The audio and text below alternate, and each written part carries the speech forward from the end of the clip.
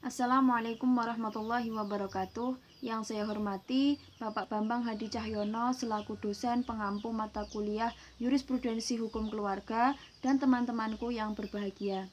Kami dari kelompok 6 yang beranggotakan saya Triana Mauludiah dan rekan saya Ulfa Nur Hasanah akan mempresentasikan materi terkait dengan metode argumentasi hukum.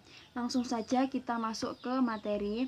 Yang pertama yaitu pengertian dari metode argumentasi hukum. Argumentasi hukum itu berasal dari istilah argumenteren dari bahasa Belanda dan argumentation dari bahasa Inggris yang dimaknai sebagai argumentasi hukum atau nalar hukum.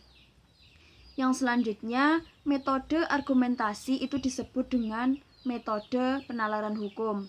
Argumentasi ini merupakan suatu pernyataan yang didukung oleh bukti-bukti yang dapat mengubah atau mempengaruhi pikiran orang lain. Argumentasi juga dapat diartikan sebagai proses untuk memperkuat suatu klaim melalui analisis berpikir kritis berdasarkan dukungan dengan bukti-bukti yang logis. Nah, bukti-bukti ini bisa mengandung fakta maupun kondisi objektif yang mana dapat diterima sebagai suatu kebenaran.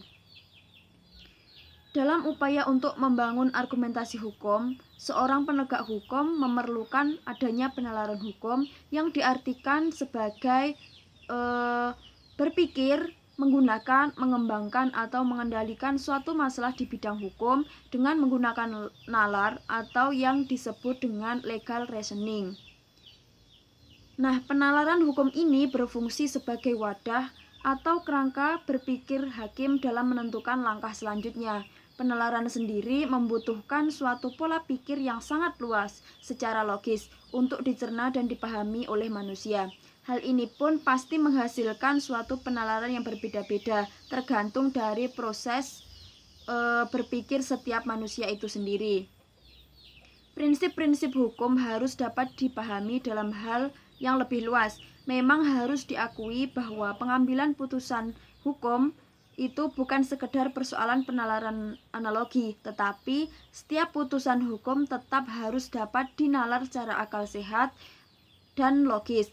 Namun, sering juga penalaran hukum itu ditolak dengan alasan karena penalaran itu tidak membumi dan hukum harus dipelajari dari yang konkret saja. Tentu hal itu tidak serta-merta dapat dianggap